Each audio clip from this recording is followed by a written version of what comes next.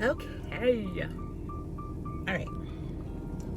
So, hey y'all. Hey, I am Fiat Hollins, and I am back with another video. So, I am doing this video during my lunch break at work. So, hopefully, the background noise is not so distracting. There's like a busy road behind me, so I have my earbuds in, so hopefully that kind of, I don't know if that's going to heighten it or drown it out, but how to the ever. So I felt inclined to do this video. I felt led to do this video. I don't have a whole lot of notes, and I don't have like a huge outline, but I do have something to keep me on task. I've had my hair plaited up for about a week. This is the longest I've actually kept them plaited. Ooh, when I take these boys out, my hair is going to be crimped to the hilt. You know what I'm saying? Like, these muds gonna be crimped. You know, like in the 80s, you know, them little curling irons, they used to put the crimps in it. Yeah, y'all know what I'm talking about. So I want to do this video because to pretty much talk about what I've been experiencing for the past few months. And since I know that this channel was pretty much like started off with me sharing my healing journey, which I still do to some degree. So wanted to talk about spiritual awakening and also the dark night of the soul. So if you're feeling like you're going through something and you're just like, what the hell is going on with me? You know it's something, but you really can't put your finger on it, then this video is going to be for you. If this is something that you want to see, please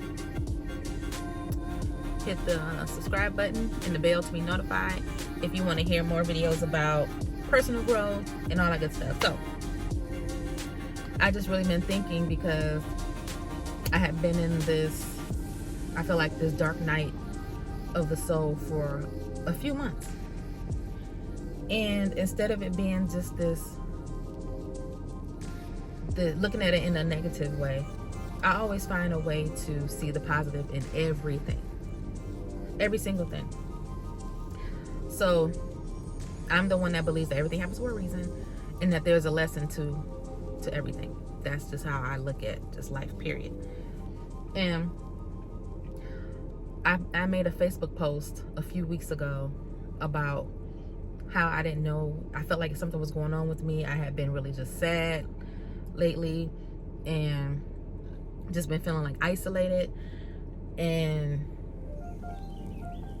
just this overwhelming feeling of sadness, even though I have supportive people around me and I have a lot of love around me.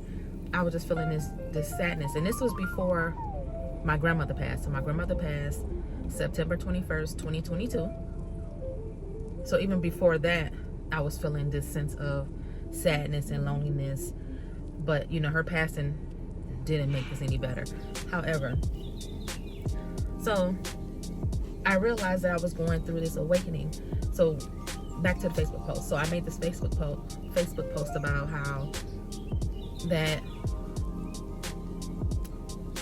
I'm feeling this sense of the people that I have around me, the people that I have in my circle. I was saying that the people that I'm used to like being around, people that I've been cool with for years, I'm not feeling those people anymore. I just feel like I have outgrown a lot of people.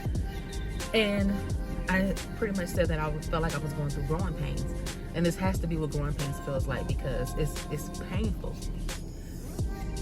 But again, I believe that there's a message and a purpose for all of this. So ultimately, life is school. Life is school that is open 24/7. all day long, all night long. Life is a big ass teaching session that is broken up in seasons, segments, scenes, acts. That's pretty much all that life is, right? And our job is to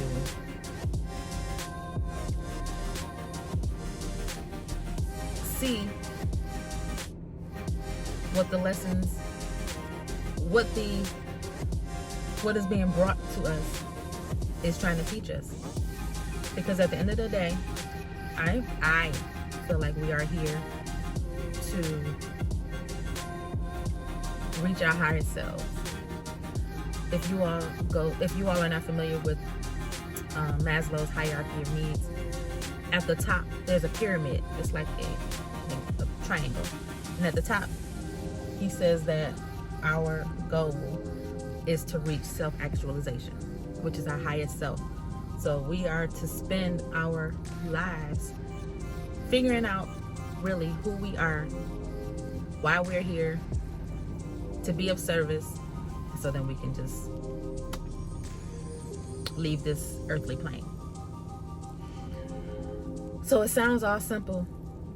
There are other levels that you pretty much have to go through to get to self-actualization.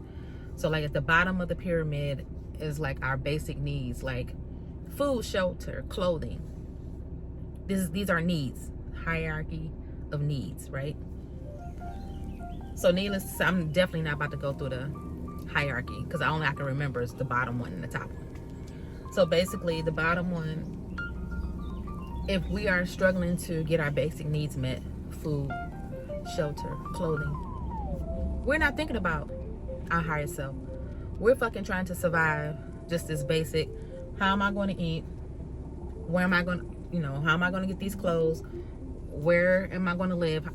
So if you're constantly thinking about or struggling with that all day, every day, you're not trying to reach your fullest self, right?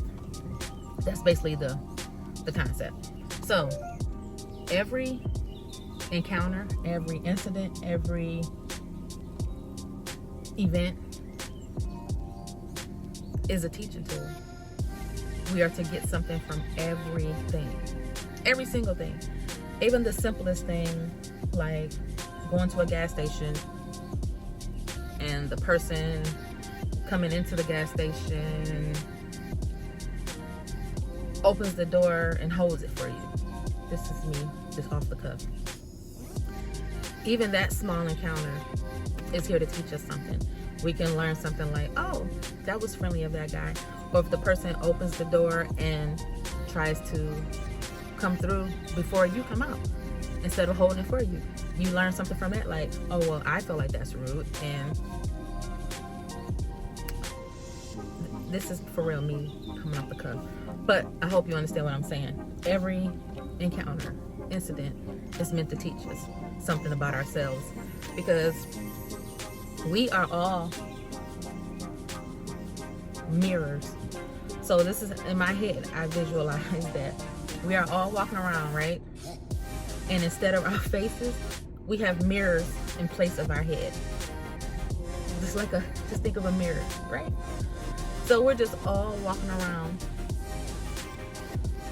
reflecting and projecting back onto each other. All of us. Nobody even help. So we see ourselves. If somebody walks up to us, we walk up to them, and we see our reflection in that person, and that person sees their reflection into us. We're just pretty much all here to learn and teach from each other. So with that being said, the way that we're to get to our highest self, we must first know who we are. And that is one of the biggest questions that the majority of us have. Like, who are we? Why am I here? What is all of this? Right? And that's for a reason. Some of us know early on, and some of us spend a whole lifetime trying to figure it out. But at the end of the day, we are here to figure it out. So there's no way for you to reach your highest self without knowing who you are first. And we struggle to get that question answered because sometimes we're asking the wrong question. Sometimes we're ignoring what the signs are being shown to us on what our purpose is, whatever the reason is. But ultimately, that is our goal, right? Is to reach our highest self, because it is when we reach our highest self that we can then say, oh, that's why I'm here. Okay, this is why I'm here. Let me go and do X, Y, Z so that I can be of value. So we are here to be of service to others once we discover why it is that we're here. How this ties into this spiritual awakening that I feel like I'm going through, and as well as going through this dark night of the soul, is that to get the answers, we must first look at the patterns in our life. The things that keep repeating, the things that keep causing us pain, is patterns. That pain is information. And that pain is trying to tell you something. It's trying to tell you, you need to fix this shit. And it's going to keep showing up until you fix it. And it's going to show up not always looking the same way. So, like, for instance, I've talked about this before. When I started my healing journey, the reason why I started it is because I got tired of having the same type of relationships just with different people. So I was having the same issues, the same problems in my relationships. It was just with a different face. And I was just like, this is not coincidental, because I am the common denominator, right? So all of that is happening for a reason. It's just like, hey, I'm jumping in and out of relationships thinking that this relationship is going to be better than the last, when it ends up not being better than the last because there's something that I'm not handling. There's something I'm not resolving. So what I discovered over these years, and why it's so important now, is that I am here to heal my wounds so that then I can help others heal their wounds. So that's why I felt compelled to start the YouTube. I ain't gonna say the YouTube channel because I had this channel for a while, but I've been doing just different things on it, which is a part of my personality, and I will continue to do different things on it. But which is why I started to have this. I started this vlog like 9 years ago because I was going through a divorce and really just trying to figure out who I was. So I started making these videos, right? So what I discovered is that I'm here to heal my wounds, and what my wounds are that I need to heal are my romantic relationships and my money. What has been showing up pretty much like clockwork in my life is painful stories around romantic relationships and money. So no matter which way I flip it, which way I try to turn, hide, do whatever, I've been suppressing certain areas when it comes to each of those things. And because they're not handled, they keep showing up. So this go around in the dark night of the soul. So if you don't know, just overall, dark night of the soul is basically just a season in your life when everything seems dark, grim, hopeless, just all the things that resembles darkness. However, there is beauty in it that I see. There's actually there are scenes in movies where the dark night of the soul is when the main character hits rock bottom. So dark night of the soul is rock bottom.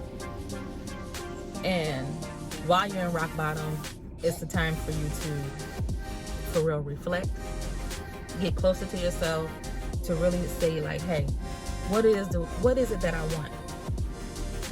It's like you have to be by yourself, hence the whole isolation, the loneliness. You have to ask yourself, for real, what's going on? What is it that you want? Do you want to continue to feel like this? Do you want to continue to go through this? And you have to do something about it. All of the answers that you need will come to you.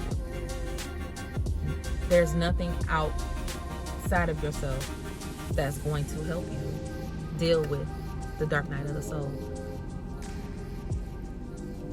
Everything that you need will be revealed. I'm not exaggerating. I'm totally being honest. You will not sit there and just be like, oh my God, I'm so confused. You won't be, because this is happening, I'm not saying to you, happening for you, so that you can really get clear on what it is that you want out of your life, out of this situation, just period. So this period of my dark night of the soul, like I said, has been happening for a few months now. So it's November 2022. I feel like I've been going through this for at least 3 months. And so what this dark night of the soul is trying to tell me is that I have been brushing over, ignoring, abandoning parts of myself because I've been doing it for so long. It's kind of like second nature. And so this period is trying to tell me like, hey, there's some things you need to revisit because you're not being honest with yourself. So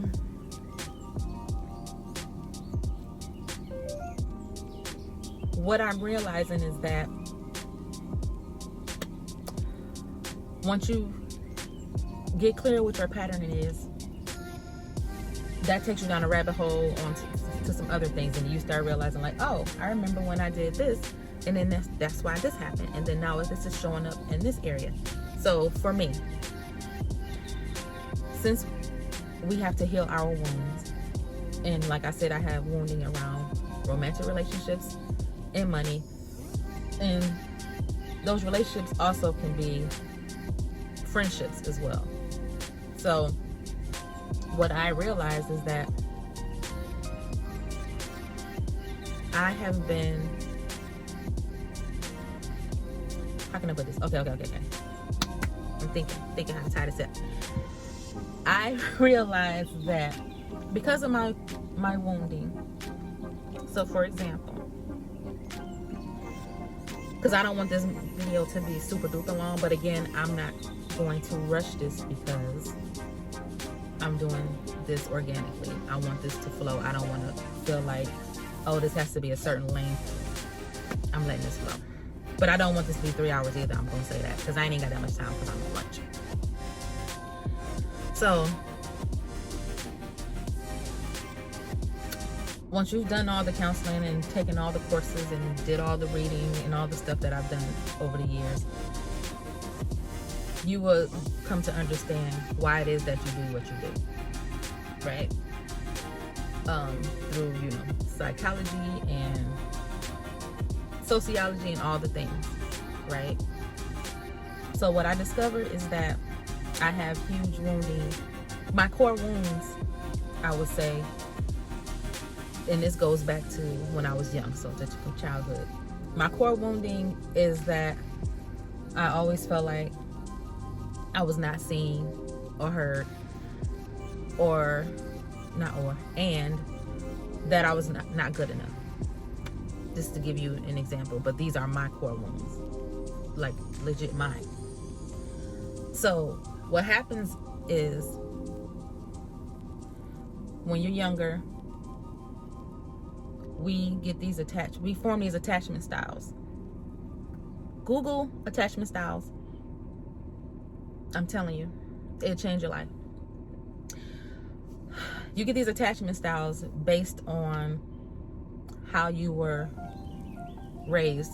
So brought up by your caregiver, mom, dad, whoever raised you, and how they handled your emotional needs is how your attachment style was formed.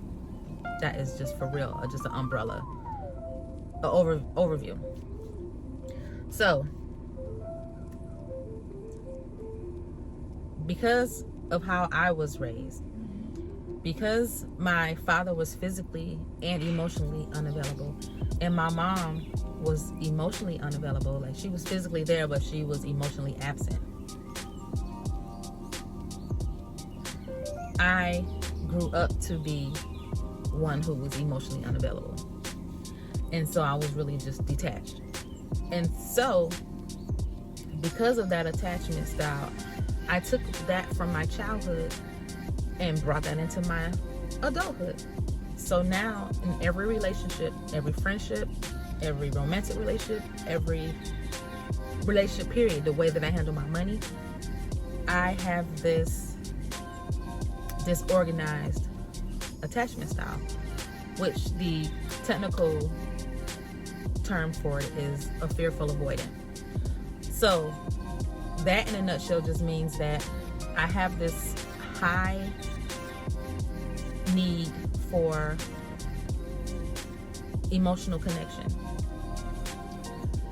but at the same time I have an equal need for I have this need for emotional connection, but at the same time I have a huge distrust of people. So it's conflicting, which makes sense to how my relationships is. It's like always this push-pull dynamic. So I am drawing people to me, and then at the same time pushing them away. So it's like mixed signals in a way. And I didn't know that I was doing this because, again, your subconscious mind will be running the show. Our subconscious mind runs 98+% of the show. Our conscious mind, we can say, oh my God, I want somebody that's loving, who cares for me and all that stuff.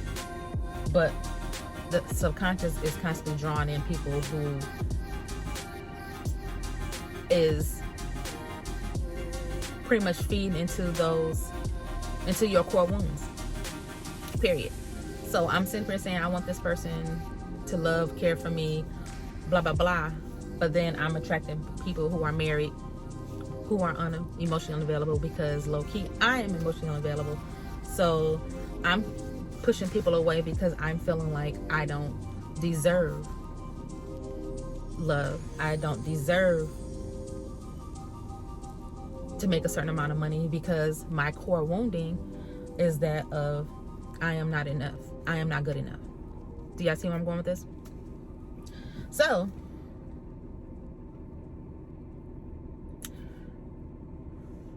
this season of the Dark Night of the Soul for me had me doing inventory on the people in my life, in my close circle. And I noticed that there are two people in my close circle who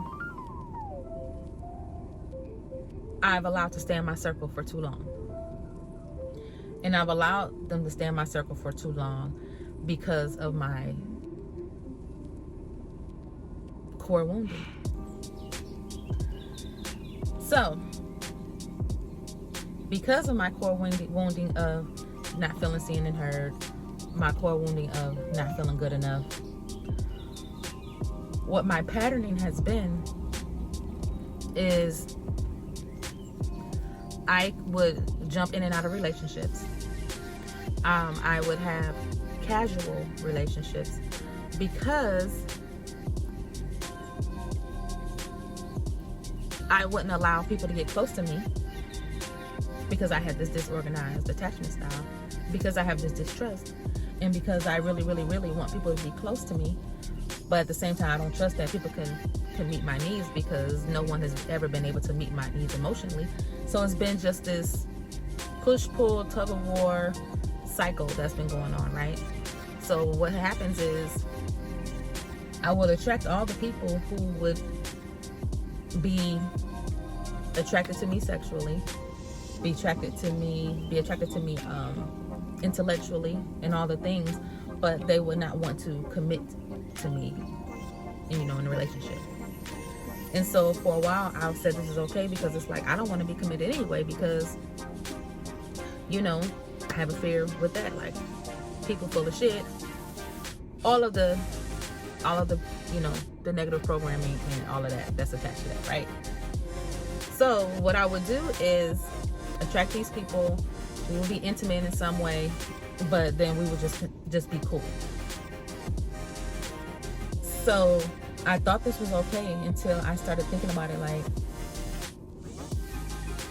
why am I doing this? And my therapist, rest in peace, she passed away 2 years ago. My therapist said to me, why are you collecting exes? So I would be with these people. Let's say we started off as if we were going to be together, and that's the road we were headed down. And then something along the way, something changed. Somewhere along the way, something changed. And it's just like, that's not a good look for me. But we could be cool instead. Either I would say it or they would say it. And instead of us going our separate ways, we continue to be friends. It hit me just within this last month that there are two people that's in my circle who I've been intimate with that we're now calling each other just friends. And I'm just like, what the fuck am I doing? Why the fuck are they here? And I realized that I know some people don't want to be in relationships. I get it. There are so many different layers to this, but what it said to me was that it went back to my wounding. It's okay because everybody's not meant to be together, right? But at some point, I'm asking myself, why is it that people are saying, oh, I love your energy. I love being around you. I love this, and this. I love being intimate with you.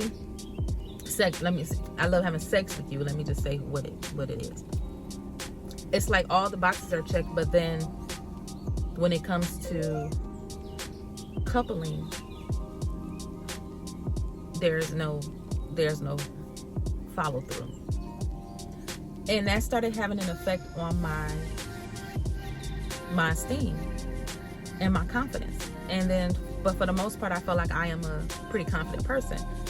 So I really had to ask myself. I did have another video that I made a few years ago when I said that it's titled, I gotta see if I'm going to link it in the description, but it's titled, how did I get over, at the time it was like 3 or 4 exes who got married right after we broke up.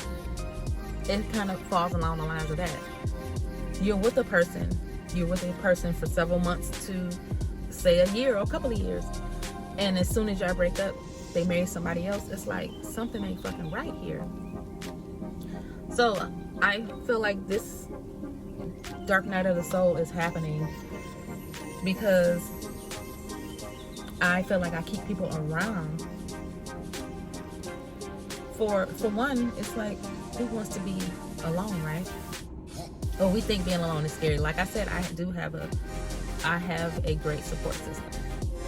So when I really thought about it, like, why am I holding on to these people who clearly want access to me but don't want me?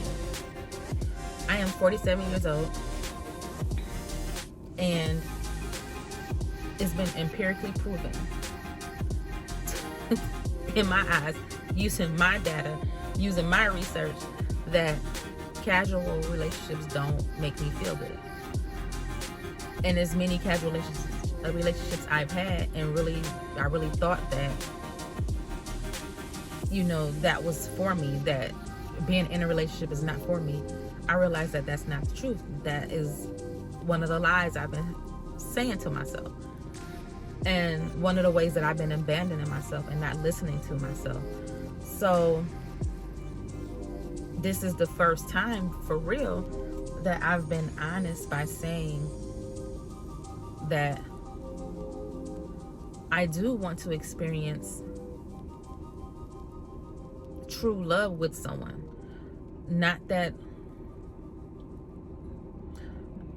True love with someone, period. Where I can be vulnerable and be myself with someone, not topically or superficially, and not half-assed.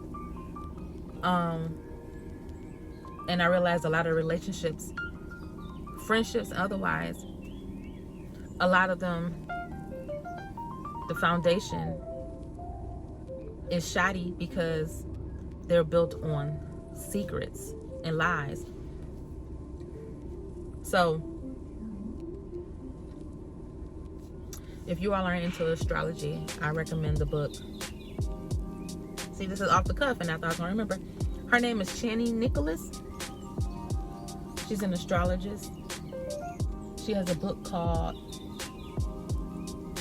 Born for This, Made for This. Really quickly, I'm going to look it up.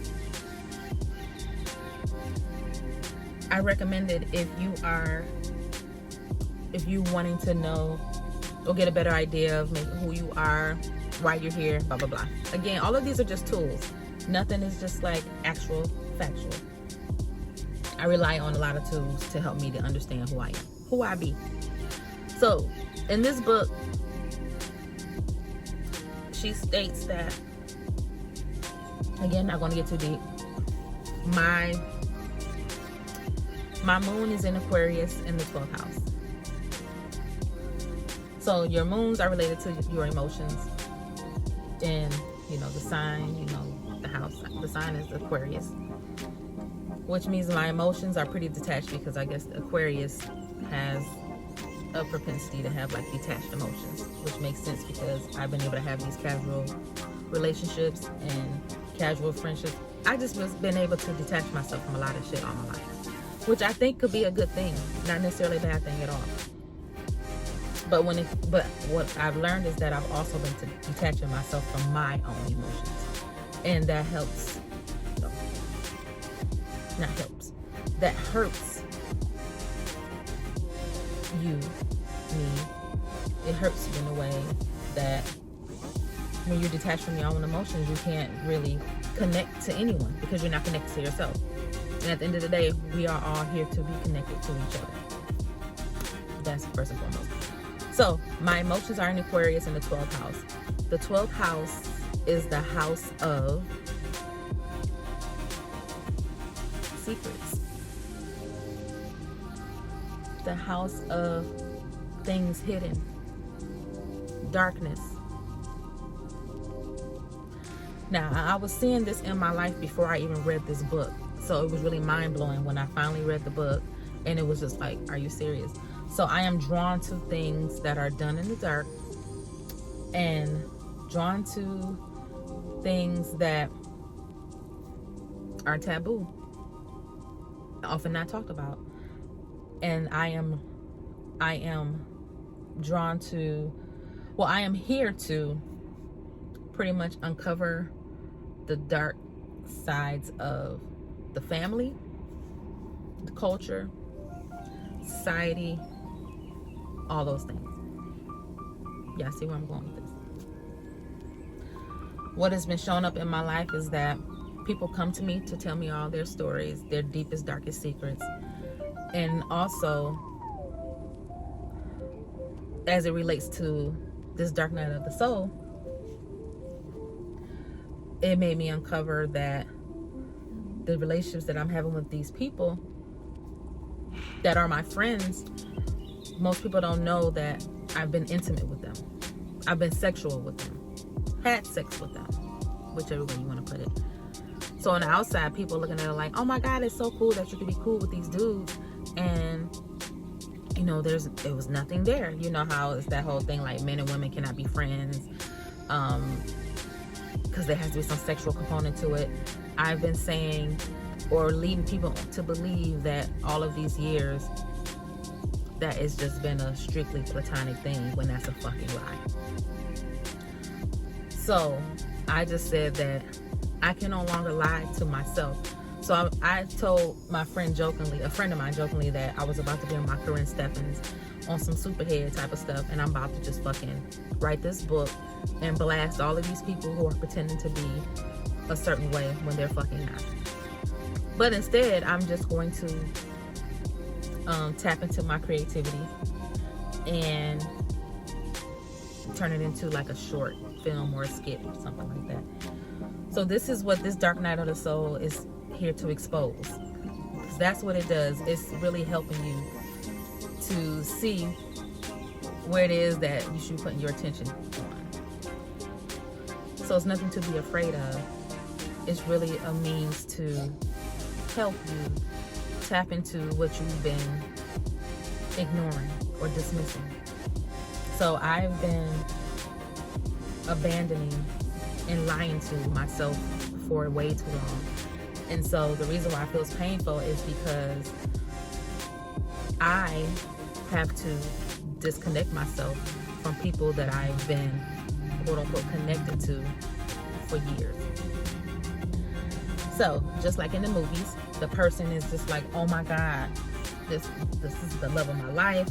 She left me, or he left me, or he died, or such and such happened, and this person is going through it. They think they're about to die. It's like the war is over. And then, bam, something is revealed to them, and they're just like, oh, this is what I'm supposed to learn. So the example I'm going to use off the cuff is Love Jones. I'm going to have to get more examples, but Love Jones, when Darius and Nina break up or whatever, and it's just like and I don't even know if this was the first part or the second part, like when the second time, like she go off and she be with sorry ass Wood, which was doggone Darius's friend, but barely, not really, and then Darius go off and get with this girl, and then him and Nina end up, I think, reconnecting, and then she ended up taking a job in Chicago. No, were they already in Chicago? Y'all know what I'm saying. I think Love Jones is based in Chicago. I haven't seen it in a while. And then she takes a job somewhere, and he tries to go through the train, run through the train to catch her, stop her. Anyway, they separate, and maybe like a year or something goes by. But within that year, he was able to finally finish writing his book, and she was finally able to get her dream photography job. So that separation was necessary in order to get them to the place where they needed to be. And so then after that, they were able to come back together. Does that make sense? So that's what I feel like the Dark Night of the Soul is meant to do. Take you to the depths of this place where it's just like, focus on what really matters. Don't ignore this shit anymore. And then you're going to come out of this renewed. So if you're feeling off, you're feeling like the people in your life are just like, I ain't feeling it no more. Because the universe is always speaking to you, always, every day, all day. And I think it's a lovely thing. I spend pretty much all of my waking time reflecting. And one may think it's a taxing job, but I think it's a wonderful, beautiful thing. I find connection in what one may think is the smallest thing. I really understand that we are all here to connect to ourselves and to each other, and that every encounter is helping us to get to our highest self. This life is temporary.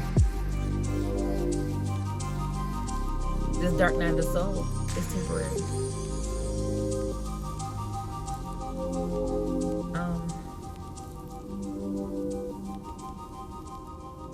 Acknowledge the pain, sit in the pain, and also see what the purpose of the pain is. I went through my, see, I only had on my sticky note. I covered all of my points. Dark night awakening, heal wounds, be of value. At the end of the day,